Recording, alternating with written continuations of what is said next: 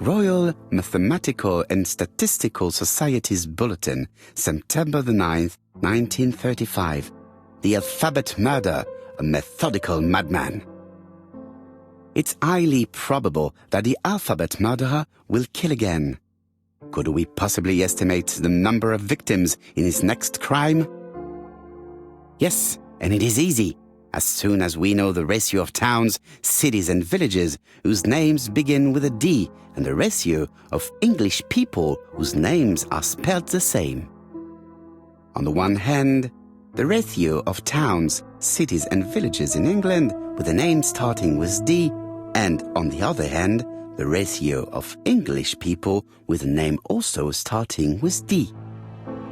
After this initial calculation, it is easy to deduce the likelihood of actually being murdered if you belong to the target population. Go to the last page to find our results and details on the calculations. Daily Blag, August 31, 1935. Moustache at half-mast. Poirot's repeated failure in ABC case. Sometimes small things trouble great men. Hastings, faithful collaborator of the Belgian detective, knows something about it. 3 mornings in a row, he confided to us, the cook broke the egg yolks when preparing Poirot's breakfast. This apparently casual event has greatly disturbed my friend, to the point it breaks his concentration and slows his judgment. I also noticed his moustache, of which he is so proud, being duller than usual. Poirot, I assure you I haven't said any such thing to the journalists. They twist everything.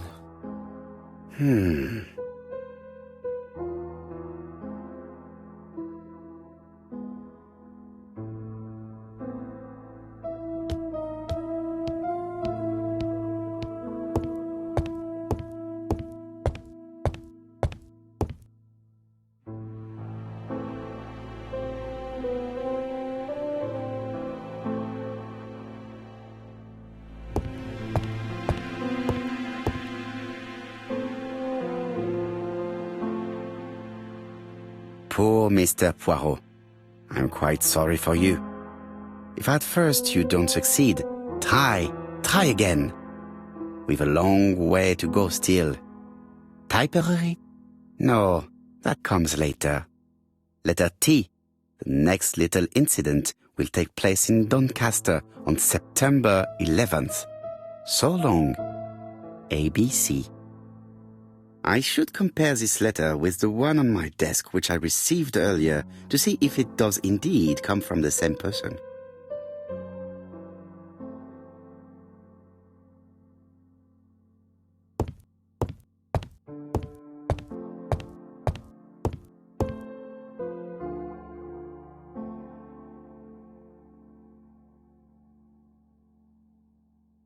Hastings' photo album. He is very proud of his bag.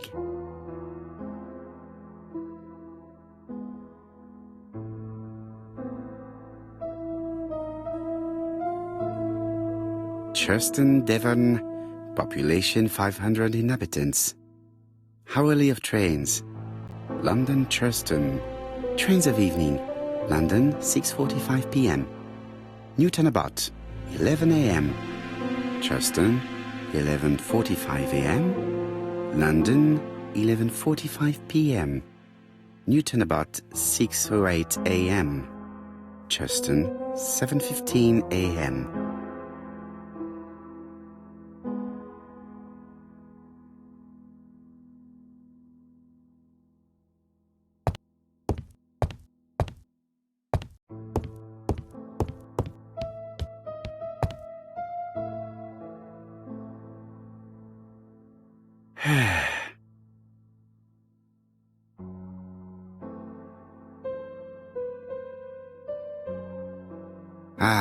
Some cool hair.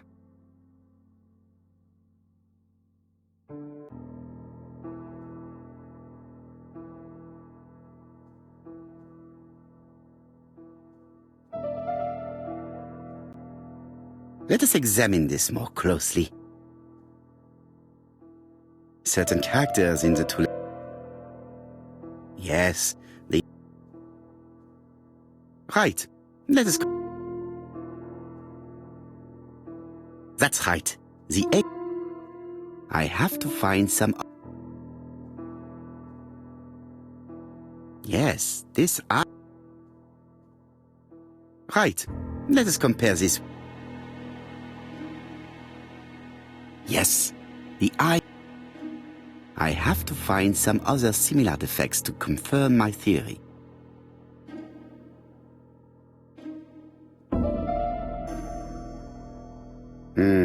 The double... Right. Let us compare this... Of course, my theory was right. These two letters were written with the same typewriter. Hastings, he strikes tomorrow. Chief Inspector Japp? He's on another line. Can I take a message? Yes, please, mademoiselle.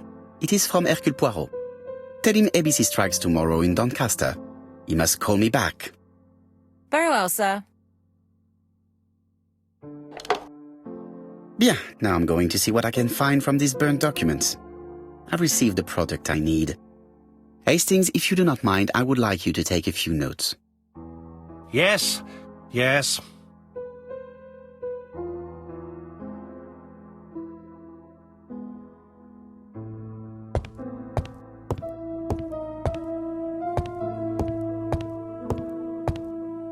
I've finished with this subject.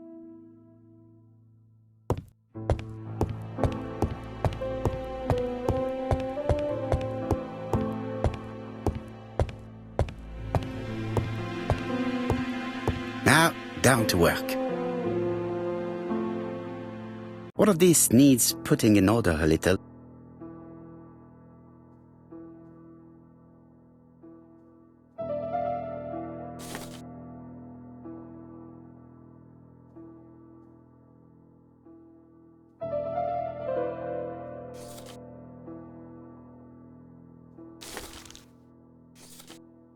This page is finished.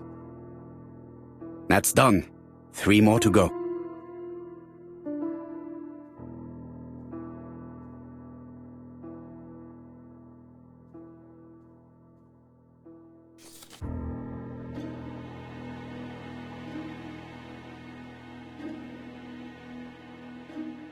This piece should be placed here.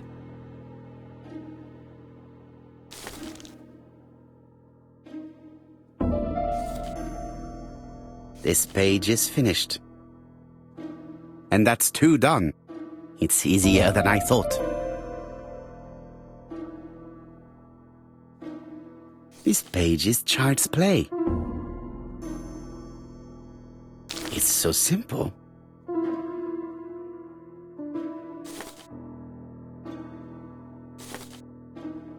This page is finished. Only 1 more. Keep going. This page will be reconstructed in a flash.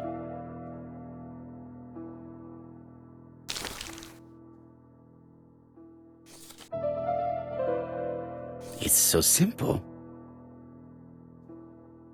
This page is finished. All the pages are reconstructed.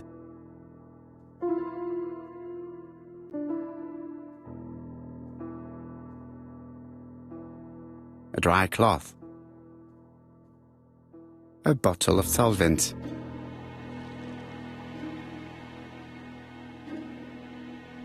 The cloth is now soaked with solvent.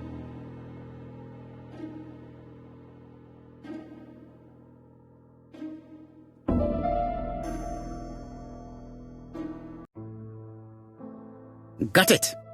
Make a note, Hastings, make a note. Mrs. Alice Asher, shop owner in Andover. Tracheitis, hemoptysis, prescribed laudanum. I got it. Look. Poirot, where on earth did you find these files? On a fire at the bottom of the garden at campsite. All right, but where did the person who burned them find them?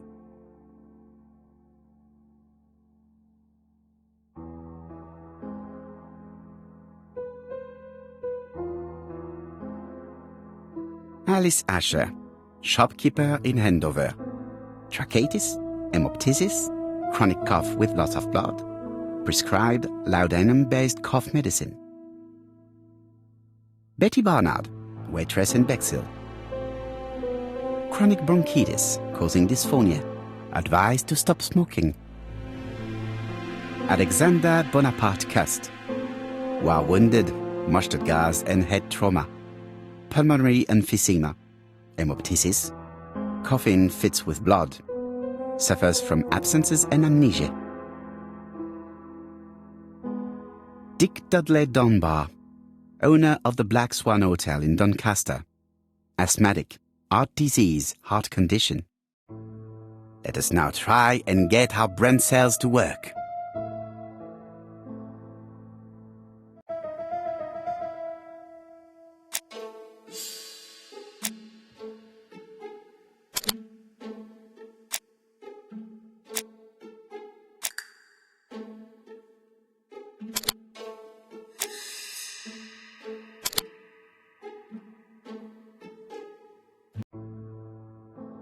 The burned documents are medical records, and without a doubt they come from Clark's archives. First of all, because all the patients have throat conditions. And secondly, their name starts with either A, B, C or D, and it is precisely the files that match these letters that have been tampered with. But why burn these files? How come the names of the two victims appear on them? And who are the two other patients? These are very good questions.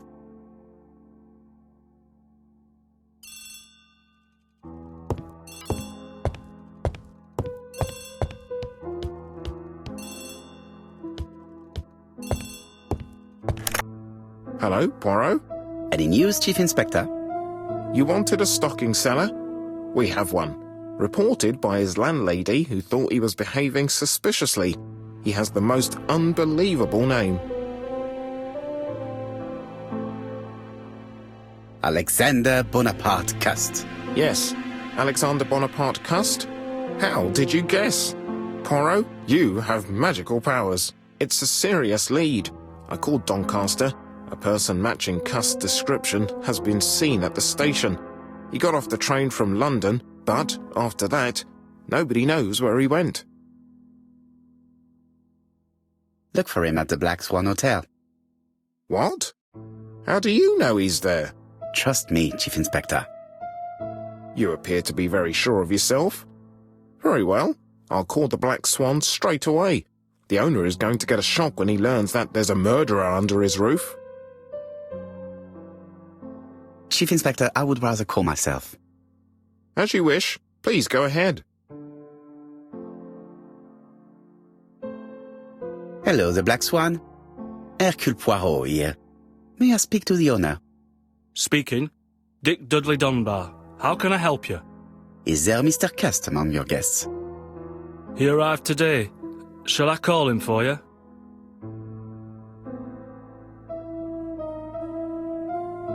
No, it is you I wish to speak with. But who is this Cust? A crook. A crook? He seems such a decent chap. Do you think that Cust might be dangerous? Oh, I do hope you're wrong. He seems so harmless, you know. Oh, yes, completely harmless.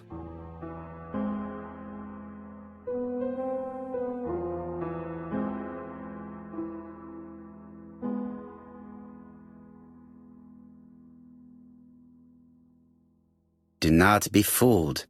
He has already killed 3 people and you are next. A murderer? Under my roof? Good God! Dunbar, can you hear me? Dunbar! Hello? Dunbar has had malaise. That's all we needed.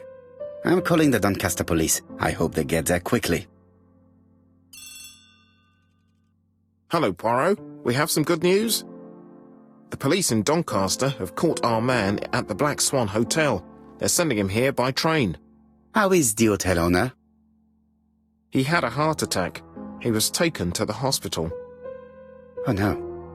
It is my fault. When I told him the killer was at his hotel, I should have been more considerate.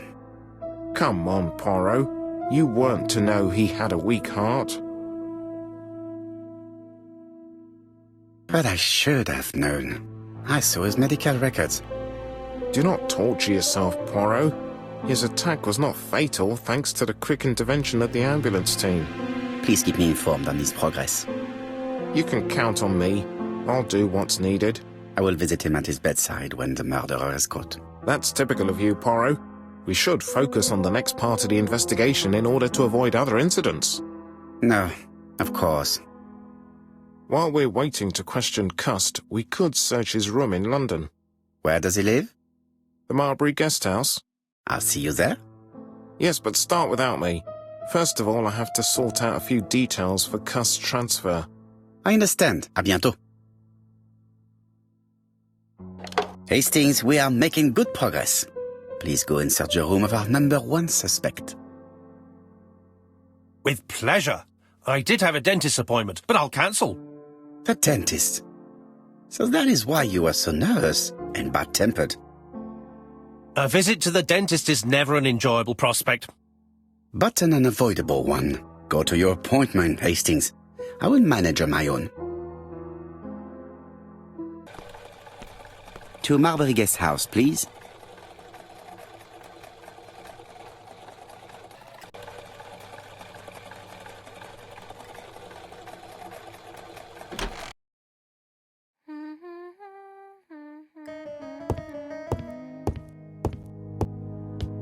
How do you do? You must be Mr. Hercule Poirot.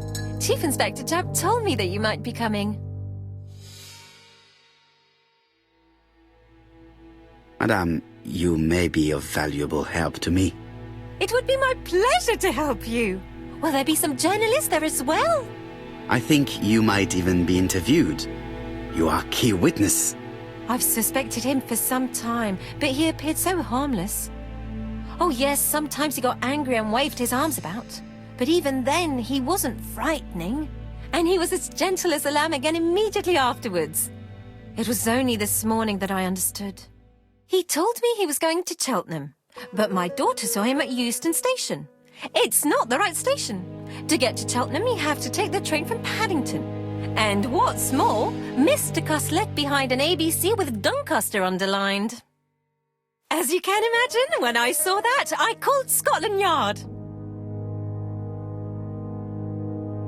Well done. You were right. He did go to Doncaster. So I was right to warn the police. Tell me, did you have any other reason to suspect Mr. Cust? Well, he's odd. Sometimes he coughs really loudly and complains that his throat is burning, and sometimes he talks to himself and stares into space. He told me that it was because of a wound he got in the war. His head hasn't been quite right since, he said.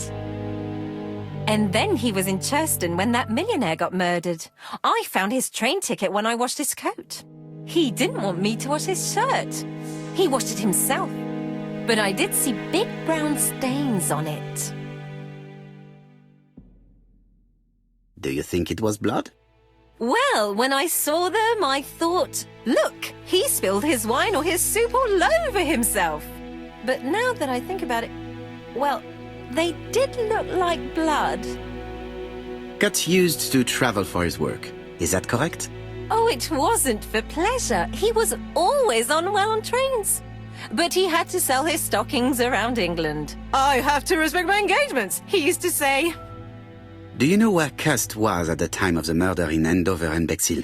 On June the 21st and July the 25th? No, I don't know. That was a while ago, you know. But surely you keep a register. It won't do you much good. Mr. Cust rents his room for the year. If he goes away for a few days, I have no reason to make a note of it. Ah! I remember one thing. Bexhill's by the sea, right? Indeed. It is a large seaside resort. Well, as it happens, at the start of July, Mr. Cust asked me to repair his bathing dress. Suspicious, huh? Very interesting. Please continue. I also forgot to say that he started buying newspapers that talked about the case.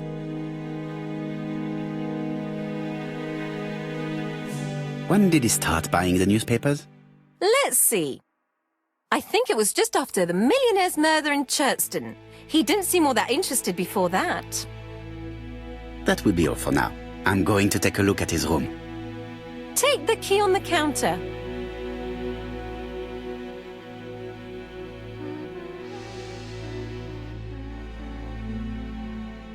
I don't think my register will help you.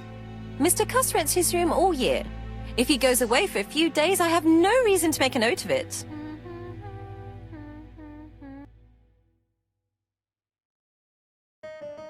The truth is becoming apparent, and I have something to say to Mrs. Marbury.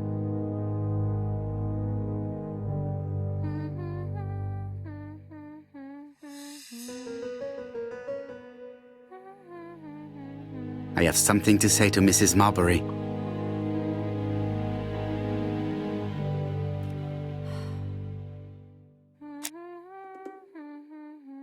This woman appears to be in a good mood.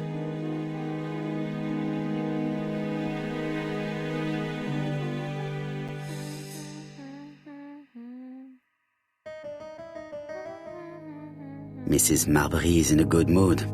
She's working very precisely in producing incredibly thin peel.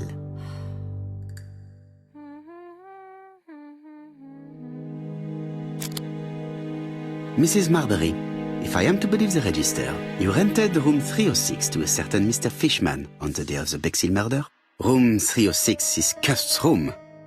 Can you explain yourself? Yes, I remember.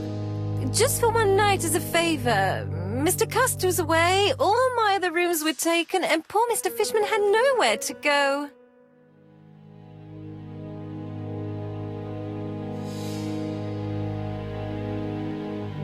It doesn't matter, provided that you remembered to change the sheets. Oh, do you think so?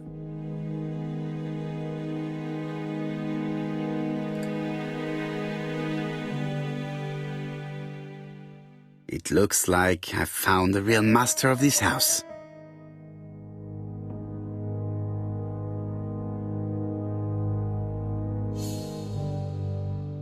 There is no need to worry about the household cat.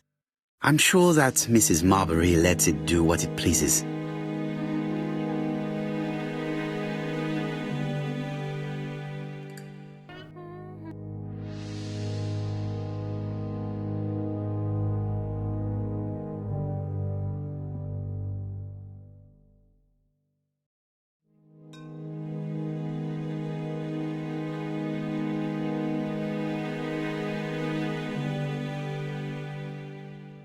Laudanum Cameron's Chemists. Laudanum, a medicine for coughs. It is what Dr. Clark prescribed for Mrs. Asher. This subject would probably be useful to me.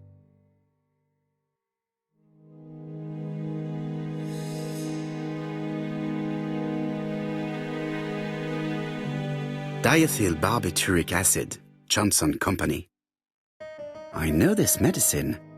It is a powerful sedative. This subject would probably be useful to me.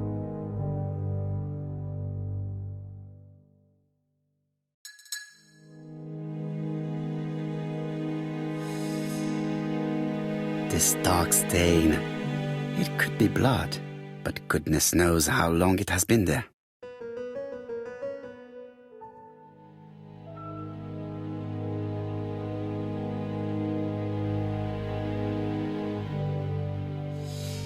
How awful.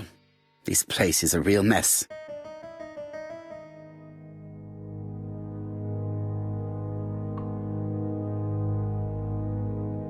The least we can say is that Mr. Cust is not very concerned about order and balance.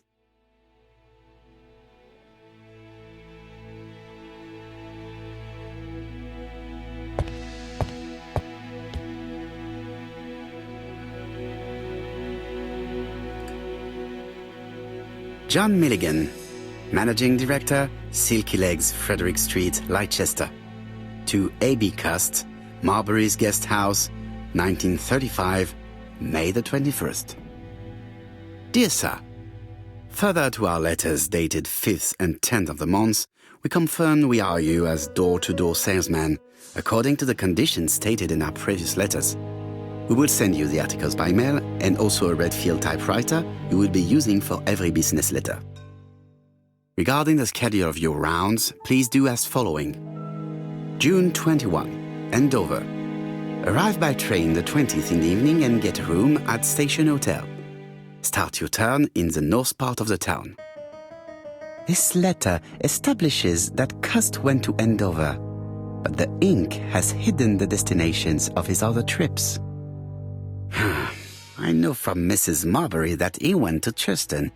I just have to show that he went to Bexhill, and I will have proved that he was present at all the crime scenes. Did Cust drop it when he opened the window, or was it Mrs. Marbury while she was cleaning? I have to get the ribbon. How am I going to do it?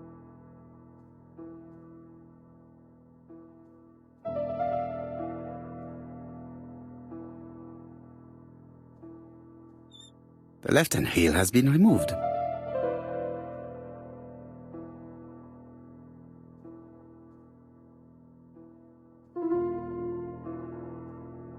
The right-hand heel has been removed.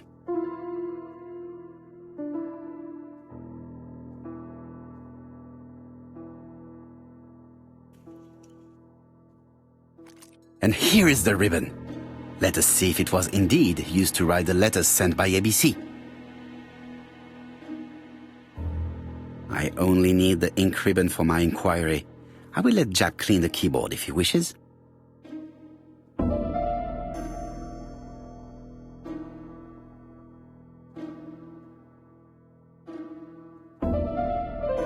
All the letters announcing the murders were written on Cust's typewriter. Cust is parsimonious. He keeps his pencils and sharpens them until there is nothing left. It is clear that he did not grow up in luxury.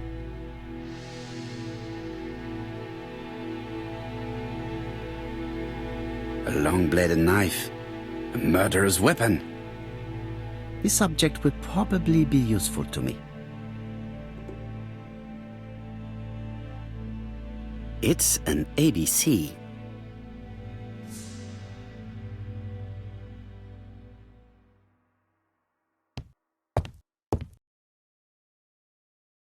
The Bexhill Daily paper, dated from the day of the Bexhill murder. Most probably the basting dress repaired by Mrs. Marbury's expert hands. All the main articles referring to the ABC case are here, from the Churston murder onwards. Nothing before that date. Trousers, white shirts, everything has been washed very well.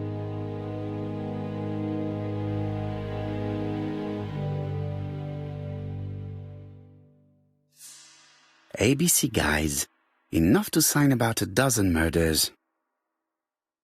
It's closed. ABC guides. It's closed. This knife is very useful. Who knows, maybe it never cut anything other than string. Stockings. Let us now try and get our brain cells to work.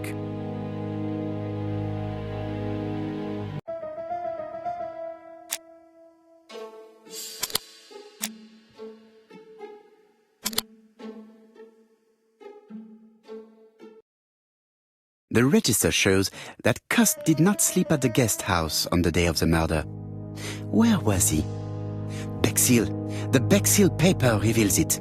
Cust bought this newspaper in Bexhill on July the 25th. No use continuing the inspection of this room. I've seen all there is to see.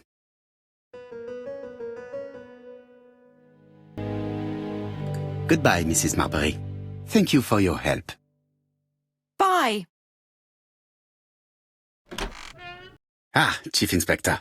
I was about to leave. Good evening, Chief Inspector. Welcome. Please excuse me, I must go to the kitchen. I'll leave the key of Mr. Cust on the counter. I'm sorry I'm late. I've spent ages with the Doncaster police. And you? I have established one fact. On 3 occasions, Cust was at the scene on the day of the crimes.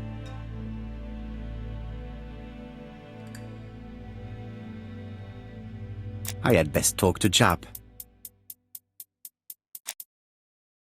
I've listened closely to what you have to say, Poirot. For me, there's no doubt Cust is guilty. Do you have any element that might prove the contrary? That is what we're going to look for. Let us now try and get our brain cells to work.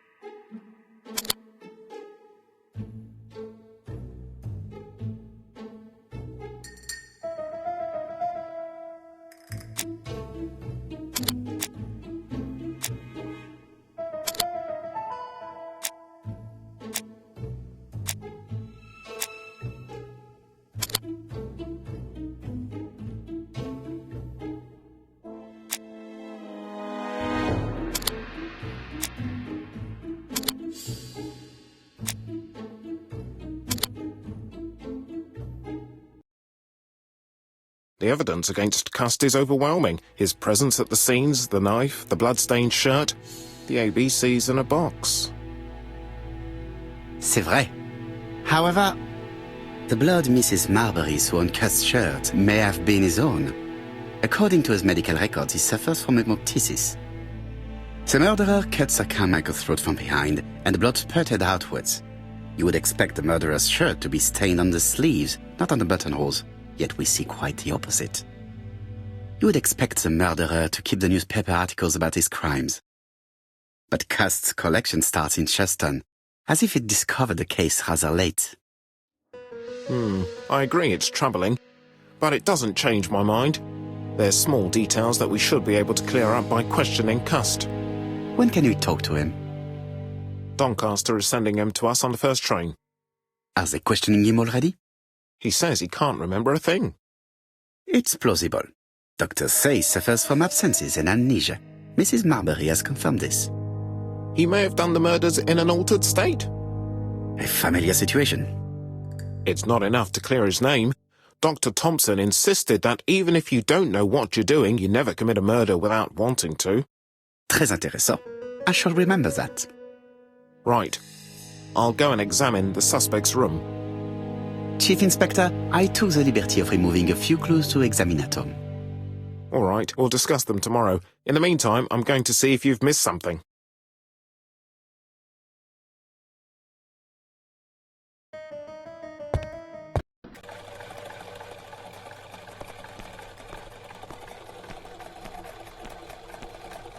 To Scotland Yard, please.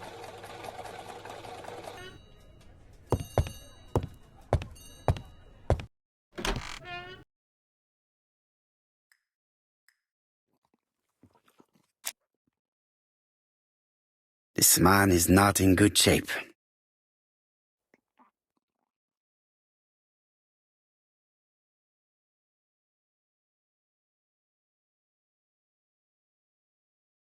He is worried and very tired, and other police have been hard on him.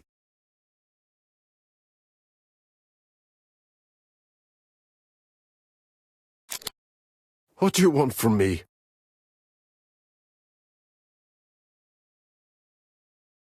Good day, Mr. Cust.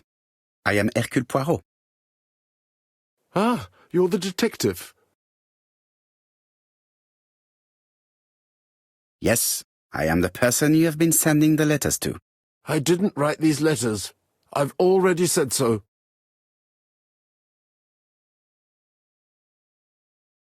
Très bien. You did not write these letters. But the question remains, who did? Probably one of my enemies. I have many. I do not believe that you are capable of murder, Mr. Cust.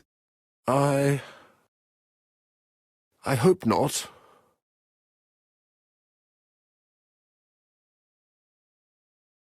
You suffered during the war. It's true. I was wounded. I suffered. But the army was the only place I didn't feel inferior. No questions.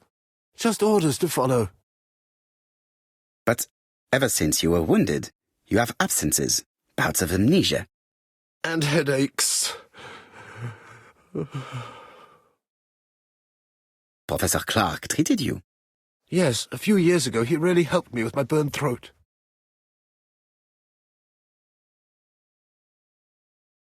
Of course, you never considered killing a doctor who took such good care of you. No, never.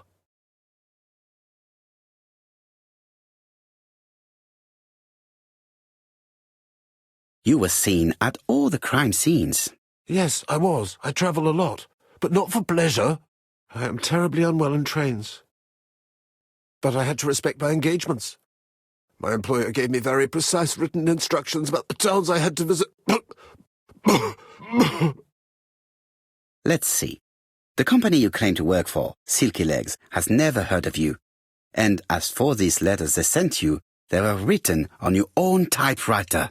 The company sent me the typewriter when I started working for them. Yes, but the letters were received afterwards. So it would appear that you typed them before sending them to yourself. I don't remember. Good God! I don't know what's happening to me. My head hurts terribly.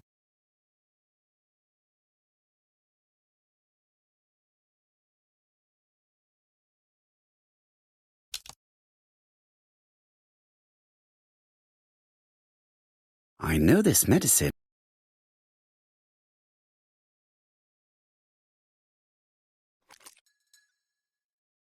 Take this. It will help you.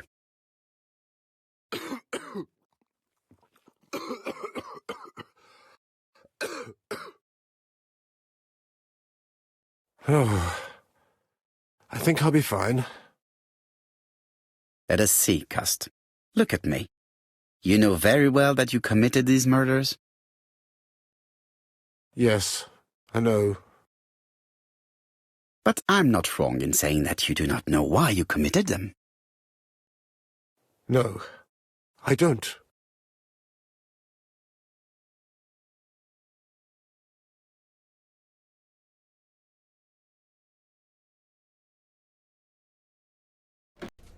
And what conclusions have you drawn? Plenty. It might help us to understand him a little better. Let us now try and get our brain cells to work.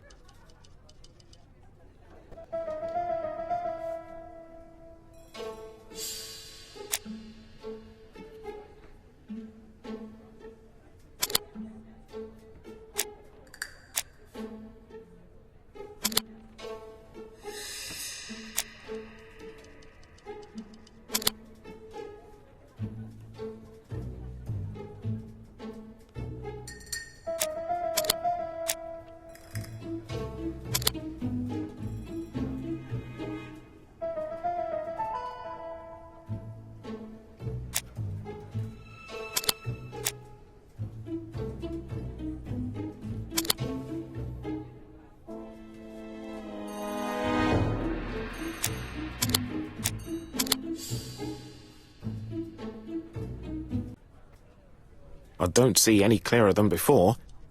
This is worse. There is one point to highlight. C'est curieux. Cust admits that he killed, but he does not know why. What did Dr. Thompson say? Even if Cust killed while in an altered state, it still must have been his deepest desire. He must have had a motive. Let's keep it simple. Never mind his motive. He confessed. But you see, he can confess to anything and everything. He denied the murders and then he confessed to them. He confirmed that he never typed the letters, then with great ease, I managed to get him say quite the opposite. Come on, he behaved like a guilty man. He lied to his landlady. Because deep down he believes himself guilty. From the papers he noticed that he had always been at the scene of the crimes. He must think that he killed and then simply forgot what he had done. How can you be so sure? Let us look at his psychological profile. You will understand my point of view. Let us now try and get our brain cells to work.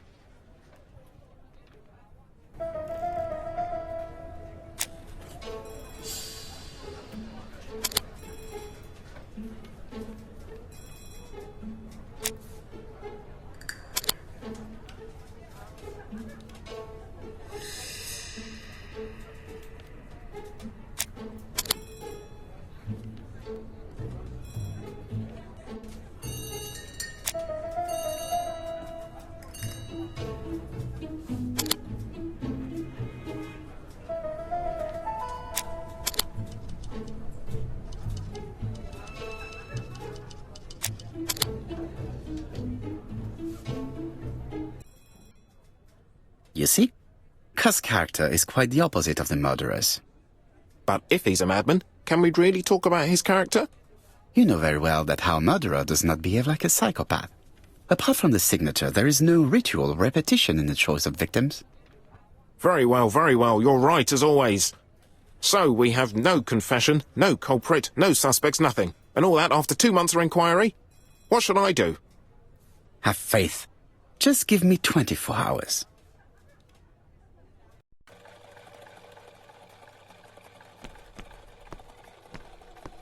To White Haven, please. Cust's arrest is a great success for you, Poirot. It's all clear now, except maybe 1 or 2 details. Details. Ah, mon ami. The devil is in the detail, as we say. Excuse me? Patience, Hastings. Everything will be clear once our guests arrive. Best be prepared. Slip a revolver into your pocket before they do. A revolver? But Poirot, what are you afraid of? Trust me. It is important you carry a weapon for this meeting. I will lend you mine. What about telling me what you have in mind? Surtout pas. You wouldn't be able to play your role. Wait 1 moment, I will bring you my weapon.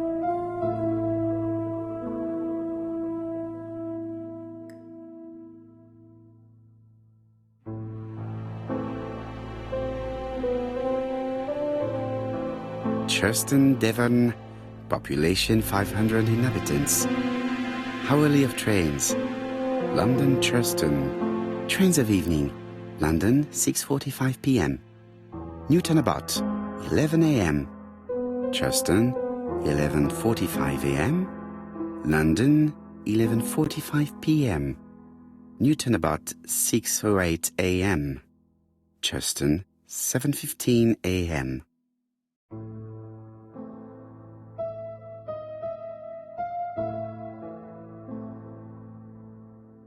Hastings photo album.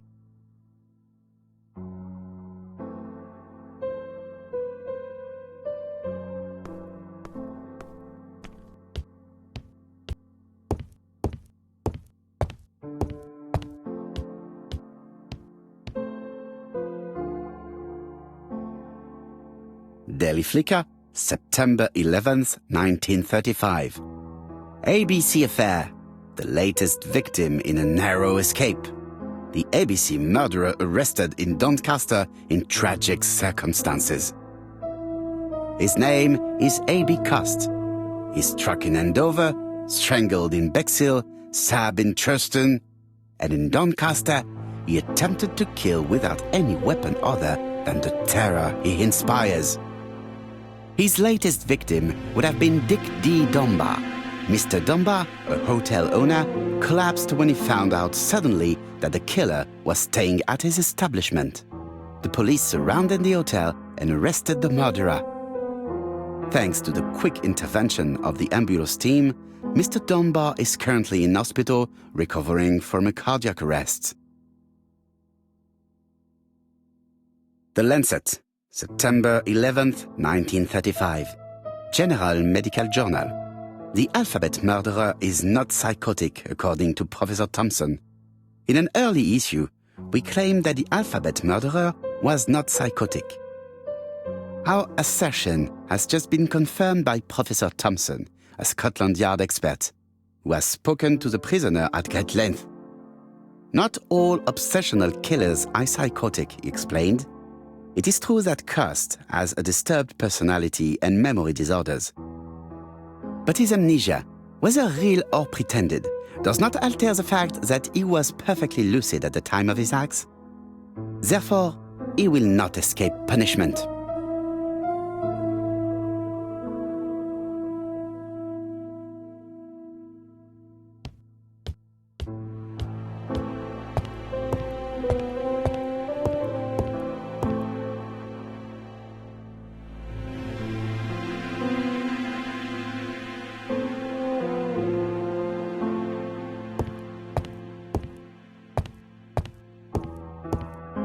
The white ammunition are blank cartridges. The others are real bullets.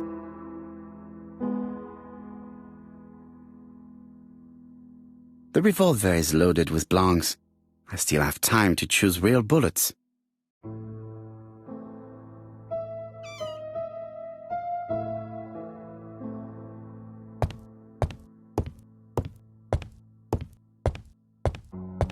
What about telling me what you have in mind?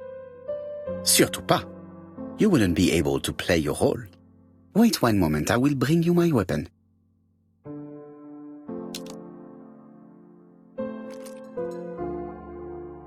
Voila, I entrust you with my weapon. It has hardly been used, it is almost new.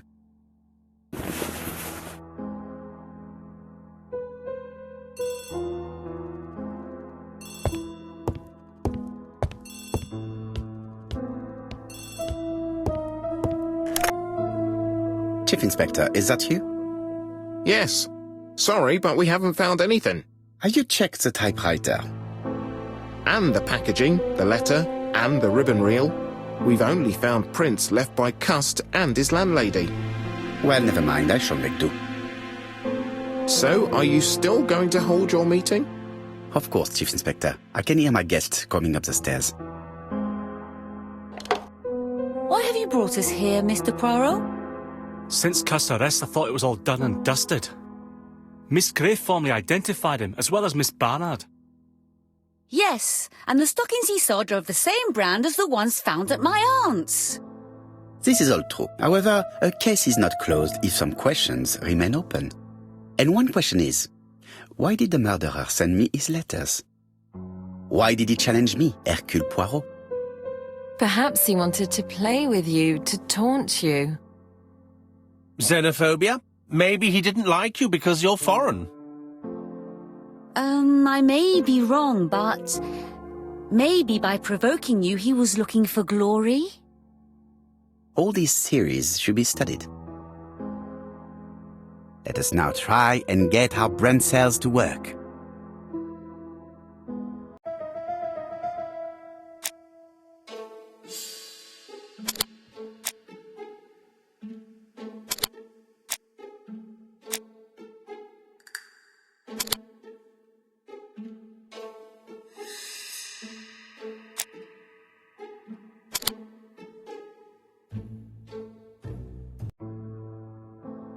Is everything clear now? You might like to explain your reasoning again. Of course. First of all, remember that the murderer made it a rule to always post his letter before the murder. He never digressed from that rule. However, in Charleston, he encountered a problem. The village has only 500 inhabitants. With advance warning, it would be easy to arrest him. Therefore, the murderer delayed his letters deliberately with the wrong address. The plan wouldn't have worked if he'd sent it to Scotland Yard or the papers because everybody knows their addresses.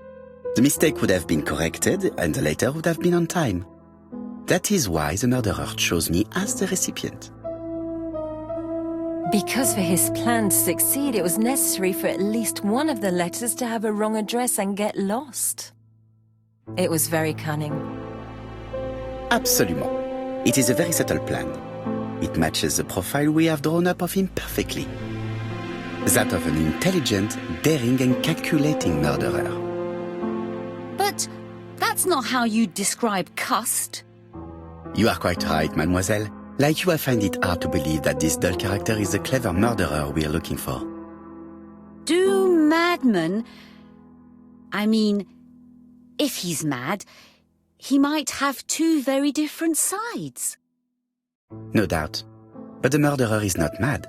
All the specialists agree that he does not have the profile of the psychopath. But if Cust is not guilty, how do you explain his presence at the scene of the crimes? Mr. Clark, the answer to your question is in the medical records of your brother's patients. Documents which Cust most certainly did not have access to. Let us now try and get our brain cells to work.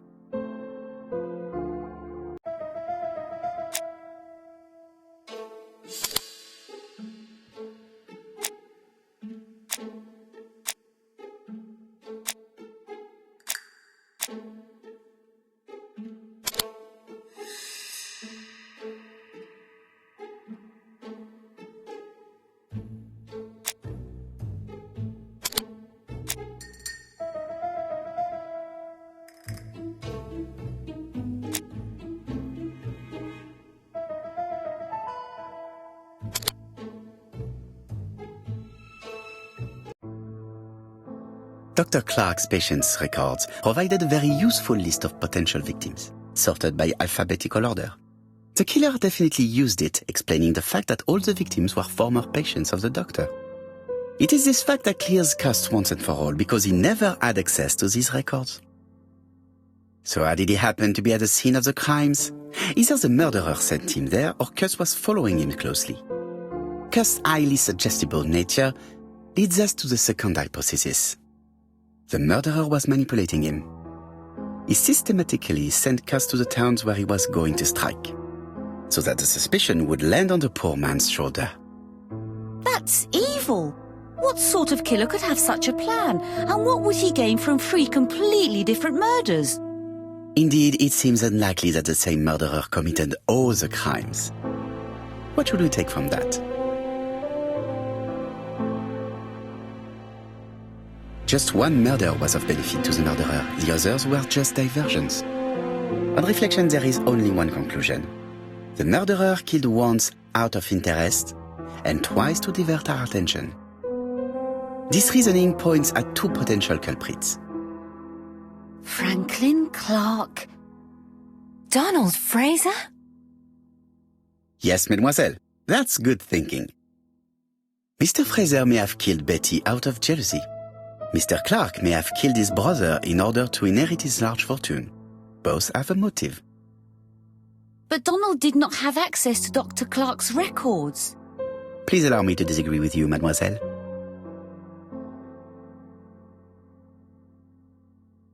He works for Court and Brunskill, one of whose clients was Sir Carmichael. It doesn't prove that I went to Comeside. You could have done it, and you may have used the opportunity to take a look at Sir Carmichael's records. You think I'm guilty? You or Mr. Franklin Clark? That's ridiculous. Both of you have a motive. The question is, which of you has the profile that most resembles the murderer? Let us now try and get our brain cells to work.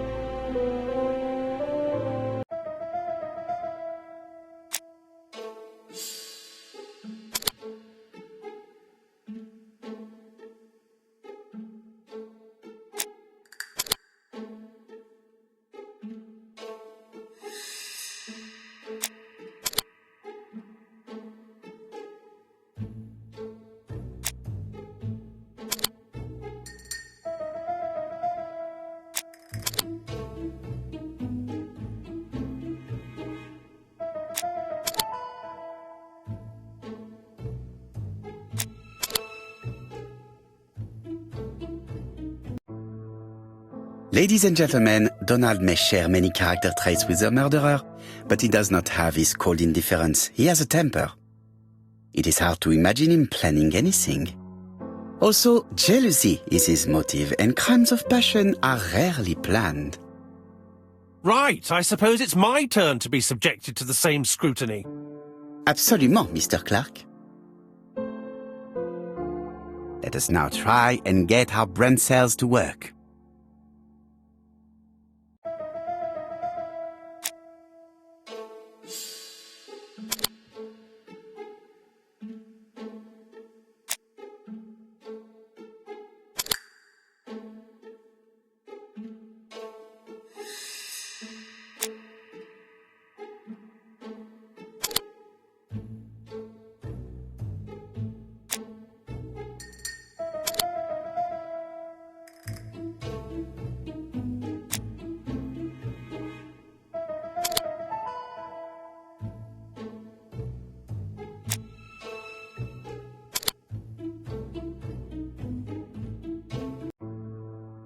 As you have all seen, there is a disturbing similarity between Mr. Clark's profile and that of the killer. In actual fact, it is exactly the same. Mr. Poirot, your psychological studies are interesting, but your conclusions do not add up. Why would I have wished my brother's death? The inheritance is lawfully mine. I just have to wait. No, you had to act quickly. Because of Miss Grey. Mademoiselle, although you haven't been telling the truth, There is no doubt in my mind that you would have found a way to marry Sir Carmichael after Lady Clark's death. For you, Mr. Clark, it was a disaster. If Miss Grey had children by your brother, you would not have inherited a thing. You realized the danger after reading several letters from Comside, especially one in which your brother opened his heart to you. So you hurried home from China, and you took action. In truth, Cust was no more than a puppet manipulated by the real culprit. You, Mr. Clark. Such an imagination, Mr. Poirot. In fact, nobody manipulated Cust. The famous instructions he received by post. He wrote them on the typewriter. We know that for sure. Oh no. You know perfectly well. That is not true. Eh bien voilà. Light has now been shed on the ABC murders. Your theories are ingenious, but you haven't any proof. One point to him. For the moment, I have no material proof. Either I admit to it, or I bluff. One thing proves it. The prints you left on Cust's typewriter. Enough. Oh, of course you wiped the typewriter before sending it. But not carefully enough. Scotland Yard has found your print along with those of Cust. I understand why you never wanted to lend me your new typewriter, and why you were searching through your brother's things. And the hole you dug on the moors. What did you hide there? The knife you used to kill your brother? Game, set, match. You win, Mr. Poirot. But it was worth trying.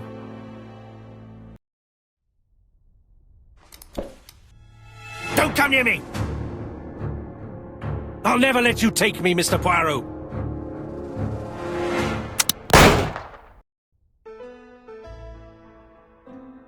I'm sorry, Mr. Clark, there is no easy death for you. I expected your reaction, so I used blanks. I'm sorry, mademoiselle, but your second chance has been lost. Franklin Clark will never inherit his brother's fortune.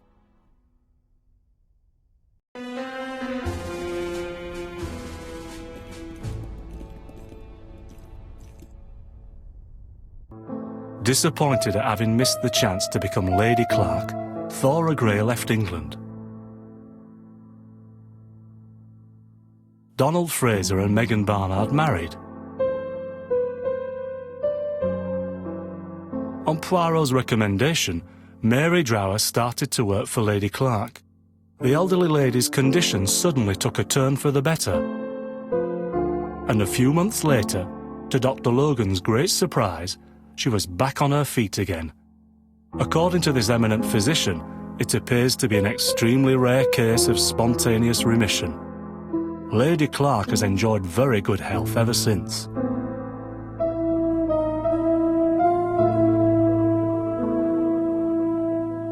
Journal of an Innocent, the incredible story of ABC. As for A.B. Cust, after being advised by Poirot, he made a great deal of money by selling his story to the press. And as for me, and with business booming, the Black Swan has become the #1 tourist attraction in the whole of Yorkshire, even more popular than York Minster.